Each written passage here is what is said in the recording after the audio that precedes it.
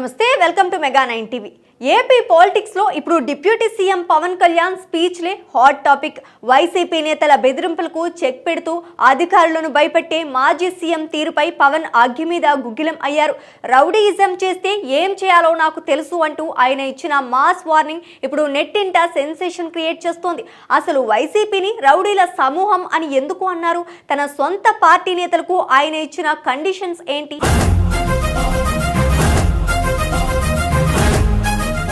మంగళగిరిలో జరిగిన పదవీ బాధ్యత కార్యక్రమంలో జనసేన నామినేటెడ్ పదవుల గ్రహీతలతో పవన్ కళ్యాణ్ ప్రమాణం చేయించారు. ఈ సందర్భంగా వైసీపీ తీరుపై ఆయన విరుచుకుపడ్డారు.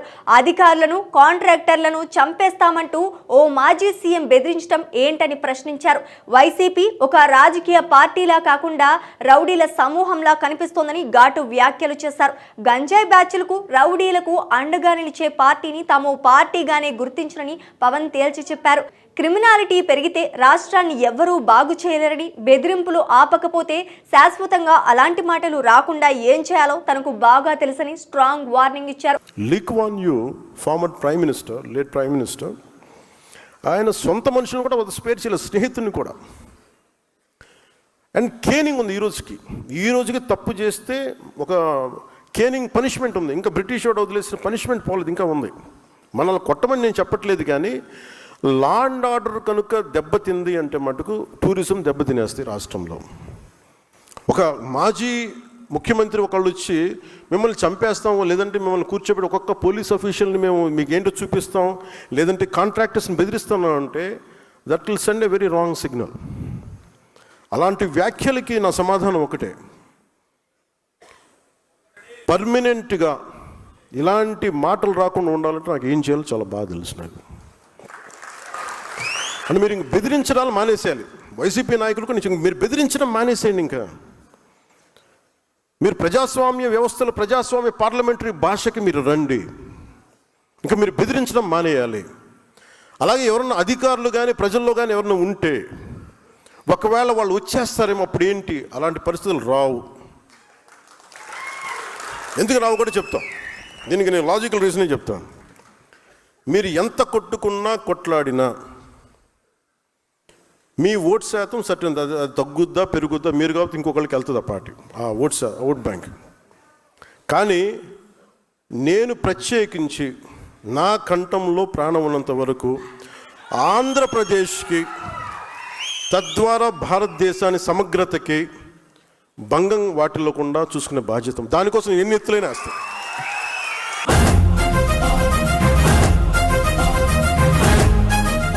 జగన్ కి పుట్టినరోజు శుభాకాంక్షలు చెప్పానని గుర్తు చేస్తూనే వ్యక్తిగత శత్రుత్వం లేదని, కానీ ప్రజా వ్యతిరేక విధానాలపై పోరాటానికి తన జీవితకాలం సిద్ధమని స్పష్టం చేశారు. కేవలం ప్రత్యర్థులతోనే కాదు, తన సొంత పార్టీ నేతలకు కూడా పవన్ క్లియర్ కట్ ఇన్స్ట్రక్షన్స్ ఇచ్చారు. పదవి అనేది అలంకారం కాదు, ఒక బాధ్యత అని గుర్తు చేశారు. పిఠాపురం నియోజకవర్గంలో అనుసరించిన ప్రజాస్వామ్య పద్ధతిలోనే రాష్ట్ర వ్యాప్తంగా బూత్ కమిటీలను నిర్మిస్తామన్నారు. రాబోయే స్థానిక సంస్థల ఎన్నికల్లో కూటమి పార్టీల మధ్య గొడవలు, ఇబ్బందులు రావచ్చని, వాటిని ఎదుర్కోవటానికి మానసిక సిద్ధంగా ఉండాలని సూచించారు. చిన్న చిన్న సమస్యల కోసం కూడా ప్రజలు తన దగ్గరకు రాకూడదని, స్థానిక ఎమ్మెల్యేలు, అధికారులు వాటిని పరిష్కరించి ప్రజాస్వామ్యాన్ని బలోపేతం చేయాలని కోరారు. నా కంఠంలో ప్రాణం ఉన్నంత వరకు ఏపీ సమగ్రతను కాపాడుతానని పవన్ బాధ్యయుతంగా ప్రసంగించారు. ఈ రోజున ఒక వ్యక్తి వచ్చి నిర్మించాడు జనసేన, అది ఈరోజు వ్యవస్థ అయింది. రేపొద్దున వ్యవస్థ వ్యక్తులు నిర్మించాడు. అందువల్ల ఏ పదవి కూడా మీరు తక్కువ అనుకోవద్దు. ఏది తక్కువ, మన ఎవరికి ఎక్కువ కాదు, తక్కువ కాదు. It all depend. మీరు పిండే కొద్ది రొట్టె, మీరు ఎంత సమర్థవంతంగా పనిచేస్తారో దాన్ని అంత ఇంపాక్ట్ఫుల్గా నీటి సంఘాలు మీరు పని చేయాలంటే మీరు ఎంత ఉందో మీకు పని చేయడానికి. రైతు కన్నీరు తొడవగలరు మీరు. అది కానీ మీరు పెట్టుకున్నారంటే చాలా చాలా అద్భుతం. మన ఈ మధ్యన అంటే ఇంకోటి, పొద్దున్నే మీటింగ్ అంటే జస్ట్ నేను ఎంత బాధ్యతగా ఉన్నాను చెప్పడానికి మీకు చెప్తున్నాను. ఒకటి, మీరు ప్రతి నాయకుడికి బాధ్యత తగ్గించాల్సిన అవసరం ఉంది. అంటే ప్రతి సమస్య, ఇప్పుడు ఒక ఊళ్ళో రోడ్ లేకపోతే పవన్ కళ్యాణ్ దగ్గరికి వచ్చేస్తే రోడ్డు వచ్చేస్తాను అన్నారంటే ఇట్స్ ఎ ఫెయిల్యూర్. అది ఒక జిల్లా కలెక్టర్, స్థానిక ఎమ్మెల్యే చేయాల్సిన పని, స్థానిక సర్పంచ్ చేయాల్సిన పని ఒక ఉప ముఖ్యమంత్రి స్థాయి వ్యక్తికి వచ్చి సాల్వ్ అవుతుంది అంటే అది మన ప్రజాస్వామ్యం తాలూకు లక్షణాన్ని బలహీనపడిందని అర్థం. అది అసలు నా దగ్గరికి రాకుండా ఉండాలంటే ఏం చేయాలన్న దానికి నేను ఆలోచిస్తున్నాను, దానికోసం ప్రయత్నం చేస్తున్నాను. అంటే ఒక ఆడపిల్ల వచ్చి, ఒక చూపు సరిగ్గా లేని ఆడబిడ్డ ఇండియాని రిప్రజెంట్ చేస్తూ వచ్చి ఆ పాప అడిగింది, మా ఊరికి రోడ్డు వేయమని. అది ఎవరిని అడగాలి? నన్ను కాదు అడగాల్సింది. నిజంగా ఇంపాక్ట్ఫుల్గా గవర్నెన్స్ ఉంటే, అంటే ఇప్పుడు కాదు, ఒక 5 సంవత్సరాలని కాదు, గత దశాబ్దాలుగా మనం ఏం చేస్తున్నామంటే ప్రజాస్వామ్యం తాలూకు స్ట్రక్చర్ని వీకెన్ చేస్తున్నాం. నాయకుడు ఇంపార్టెంట్ అయిపోయాడు, వ్యవస్థను చంపేస్తున్నాం.